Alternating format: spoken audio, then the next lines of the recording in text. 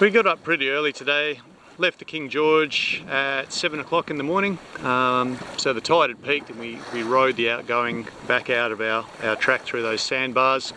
No incident, it was all really straightforward.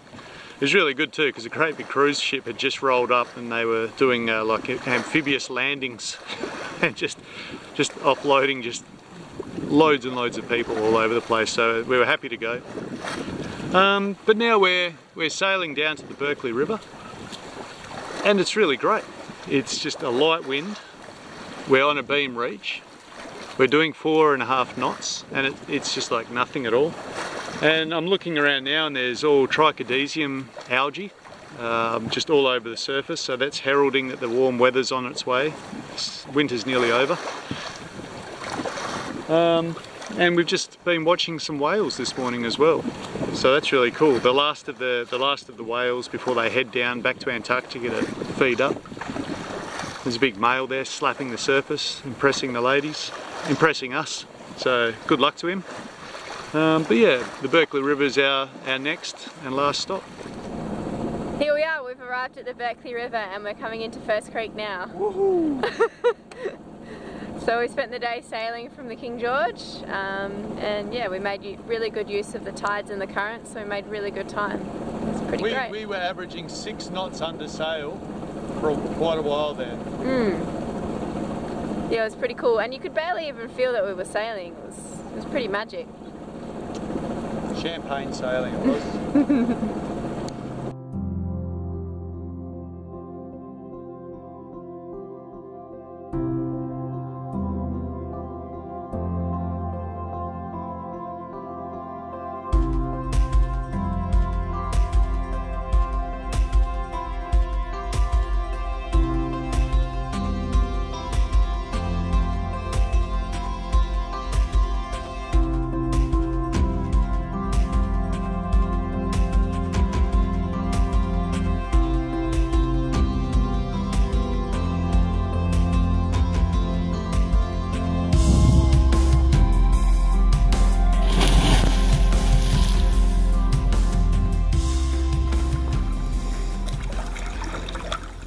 We've made it to the waterhole at the Berkley River and having a lovely swim. It's very refreshing. Yeah, we had a little bit of a wander up the rest of the watercourse, but they were a bit smaller, the pools, and a bit slimier. So we've settled on this one. It's a nice spot and there's actually a fair bit of water here considering it's the end of the dry season, so I'm pretty happy about it.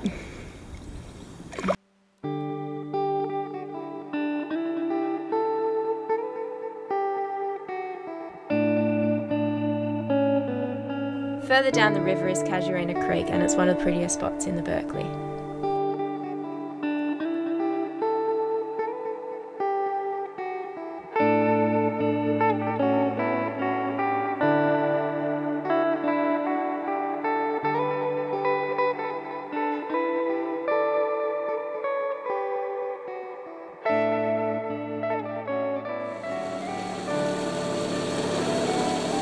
Look at him shining in the sunshine. It's amazing, yeah. We've never seen that before.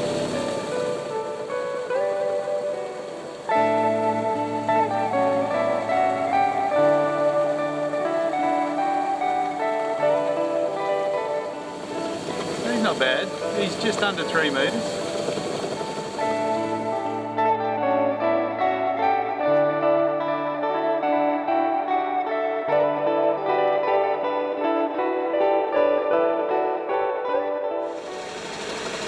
The crocodile. We're just approaching the waterfall and we saw that crocodile that you just saw there, but he was sunbathing on this rock ledge that we're going to pull the dinghy up on. One thing that I was happy about was to see that water was still flowing in these small creeks, so that really takes care of one of our main worries, having enough fresh water. Ta-da! Waiting delivery.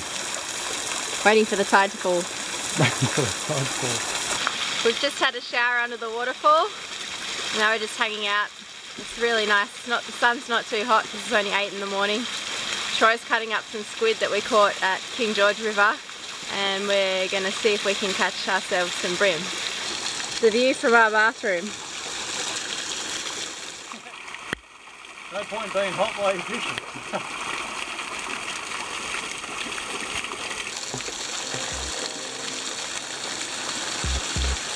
Bam! Oh, the brim love the squid.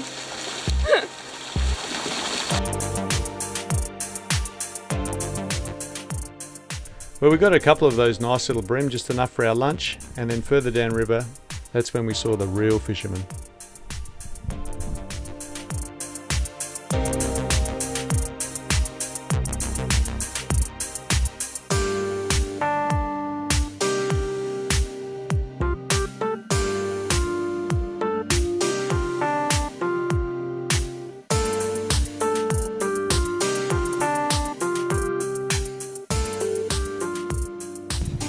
If you're thinking about a trip to the Kimberleys and you're a little bit worried that you might get lost on some of the more popular rivers, and I mean the Berkley, the King George, if you look in the cruising guide put out by the Fremantle Sailing Club, they'll talk about these walks, and they're marked by these rock cans that other yachties and walkers have left behind.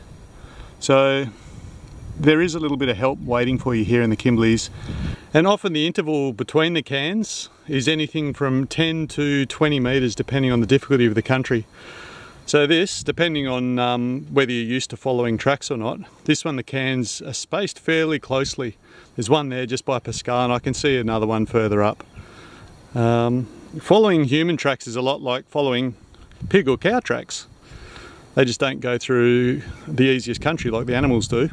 But if you've never followed cow or pig tracks, then the cans are here to help you.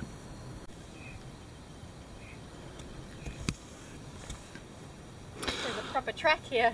I've noticed a bit of a change in you, Pascal. How are you going with bare feet in the Kimberleys this trip? I'm okay, except I can't stand in the sun here. It's pretty hot today on the ground. But these rocks are actually cool in the shade, aren't they? The rocks are cool. The sand you can't stay on for too long. Yeah, I'm not feeling it too badly, but I've got some pretty horny, tough old feet. As long as you don't venture off into the Spinifex country, it's a pretty benign environment actually. Surprising. So here's our trail, and look at that. There's a can, there's a can, there's a can, there's a can. It's like someone's having a can competition. Yeah. You'd have a greater chance getting lost in the city, I think. There's less street signs. Can, can. Well, we're running out of cans. That must mean, yep, there we are, the falls are right there.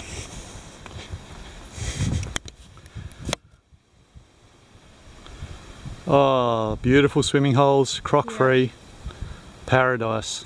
Look at that, you can't keep Pascal back once she sees a water hole. Oh, I'm hot. This is really cool. Sedimentary rock, eh? Yeah. Fossilised riverbed. Yeah. Love it.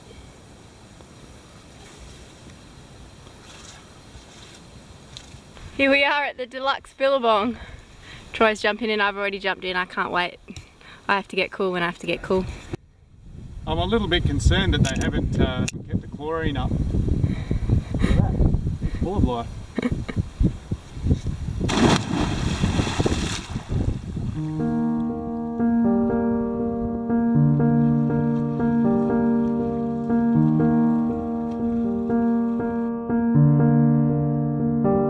So at the top of the waterfall we often find a lot of cool plants, and beyond these white snowflake water lilies, they're really common, we ran into some of these sundews. Now they were everywhere up there, Drosera you might want to call them, and they've got very sticky nectar on those hairs, and whenever an insect comes along looking for a bit of a feed, they get stuck in there and dissolved and digested by the plant. Pascal, we've got a really nice waterhole here and we're starting to come into overhang country. Yeah. What do you think? I think we might find some gionat. Yep, I reckon.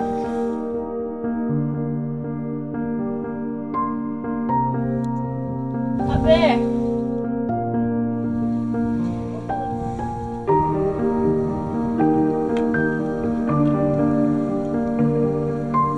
I guess this is where having bare feet really comes in useful.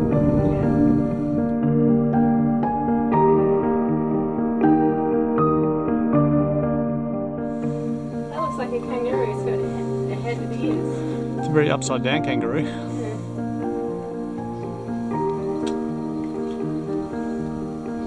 I think it's a painting of a serpent representing the river. That one there looks a lot like a kangaroo track, where it's got the two forepaws and then it's got the two hind feet, and in the middle the impression of the tail. That's exactly what it looks like when a kangaroo stops to have a drink or a feed. Well, these are some pieces that should please Pascal's heart when she gets here. She has a real passion for these guillons. These ones are different. Well, this hairpiece is different to what we've seen. They're holding boomerangs again. Yep. Like 3, 1, 2, 3.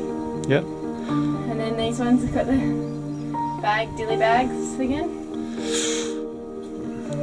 Hard to read too much into it. That looks pretty ceremonial with all the stuff. The grass skirt there. Yeah. And look at this big figure here.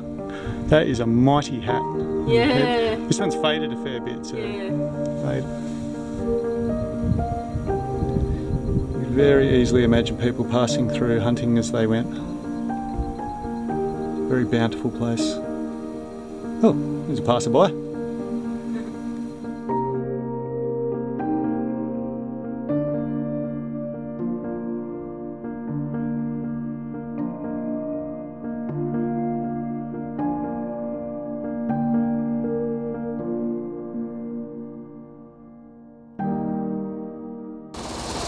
The wind has finally come and we're riding the outgoing tide out to the mouth of the Berkley River to leave to head off to Darwin.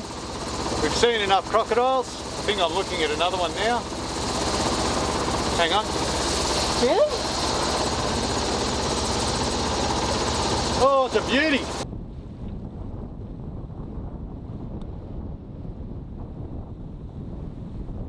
Well, there you go. I was looking at a crocodile. Yeah, so we're just sort of scooting down the river here. We're going with the tide, but the wind's coming back up the river. Wind against tide stands the waves up, so the dinghy sort of crashes around if we have to tow it. We've just lifted it out of the water. Just save on wear and tear. Looks a little bit unusual, but probably not a bad thing to do.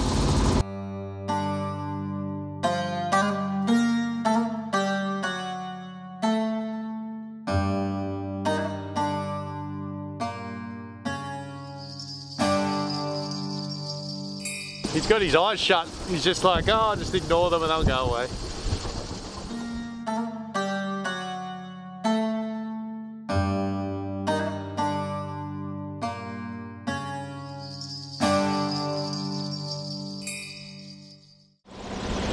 Crocodile number 3. It's almost like Mitchell River. Last time we were here, we didn't see any crocodiles. I think we're probably better at spotting them nowadays. We decided to leave the Berkley River to take advantage of a good system that was promising a lot of wind to get us across the Bonaparte or Bonaparte Gulf. And what that meant is we had to go out on a falling tide as slack as we could to get out through the river, but that did make a wind against tide scenario, so it was pretty steep too when we were going out, and we did have to go out under motor, and I was much relieved to get the sail up, but that did mean that we went faster and we were starting to launch off a couple of those waves.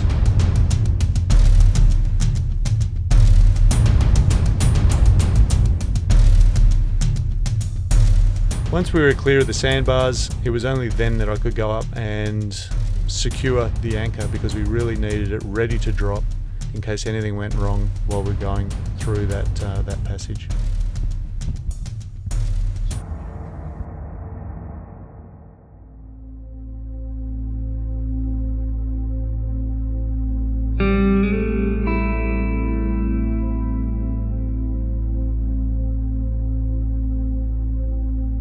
And here, as promised, we got our wind, and we also got a good taste of why it's called the Bonaparte Gulf.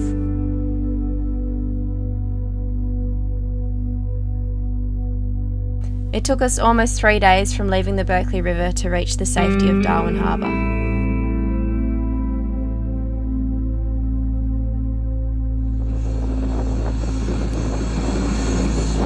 And for there with ships again.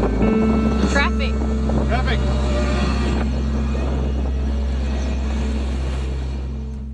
Well, we've made it across the Bonaparte Gulf.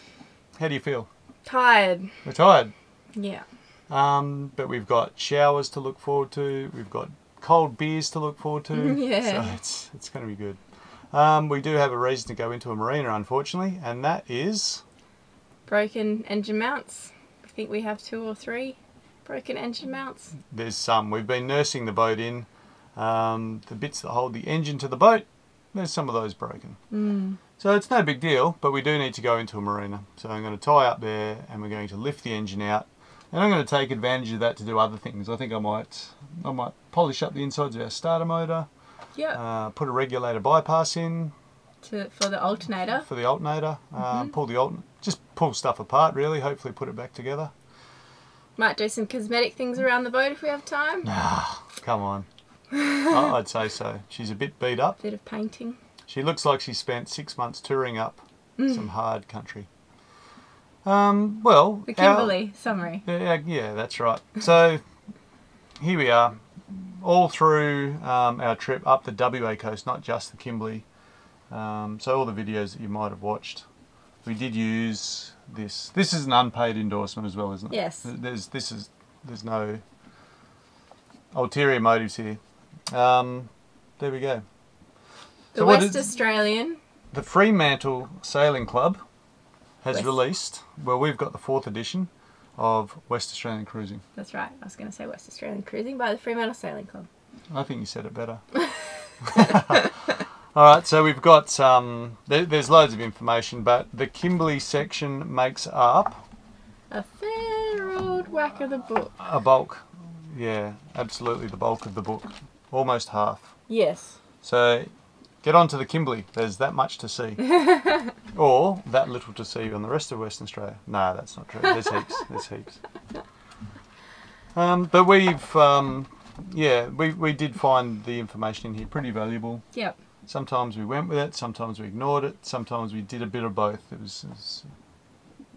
would have been a different trip without it. So if you're planning a trip to the Kimbleys, look for it. West Australian Cruising by the Fremantle Sailing Club. Yeah. What else? What else just springs to mind? We used the Kimberley Coast Cruising Yacht Club guides. We're members of theirs, and they release PDFs on the northern part of the Kimberley coast. They do? So I think it was like $50 to join the Kimberley Coast Cruising Yacht Club. The PDFs they do release, but they've also got members there that have been through the Kimbleys a multitude of times. So there's every possibility of getting in touch with some of them and getting some real nitty-gritty information. Because if you are going into the Kimbleys, having some good information really makes a difference. Definitely. Definitely. Yeah, you need the information.